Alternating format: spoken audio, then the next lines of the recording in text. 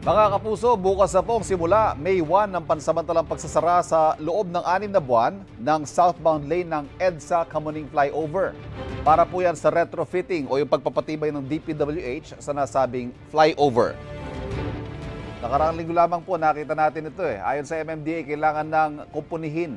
Ito ho yung mga bitak na nakita rin natin mismo para sa kaligtasan ng mga motorista.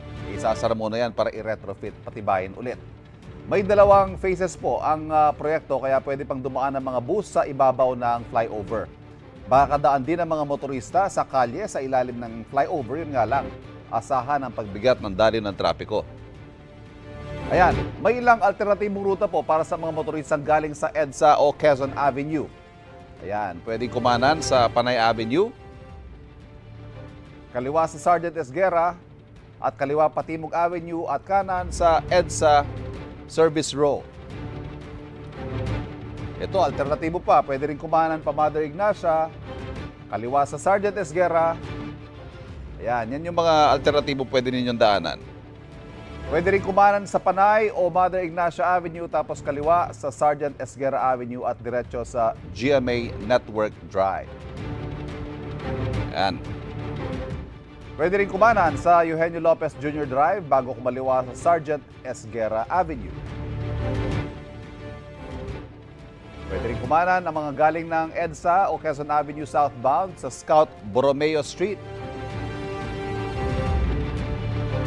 Sa mga galing naman sa Sergeant Esguerra Avenue, pwedeng kumaliwa sa Timog Avenue.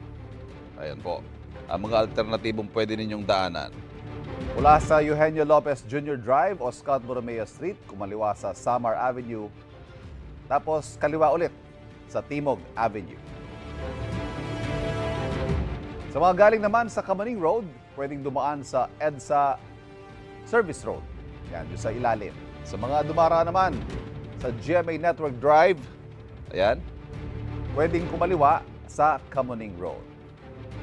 Inaasahan po magbabalik sa normal ang trapiko sa lugar sa October 25.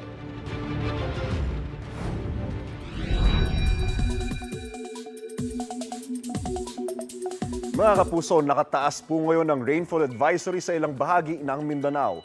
Ayon sa Pag-asa, apektado ang ilang panig na Agusan del Sur, Bukidnon, Lanao del Norte, Zamboanga del Norte, Davao Occidental at Sarangani Province.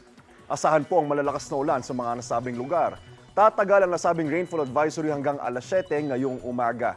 Ulan din ang ilang panig ng Palawan at Visayas, base po yan sa rainfall forecast ng Metra Weather. Magpapatuloy at magiging malawakan ng ulan hanggang mamayang hapon, kasama po dyan ang ilang bahagi ng Mindanao, mas lalo po sa southern portion nito. Posible po ang heavy to intense rains na maaaring magdulot ng baha o kaya naman ng landslide.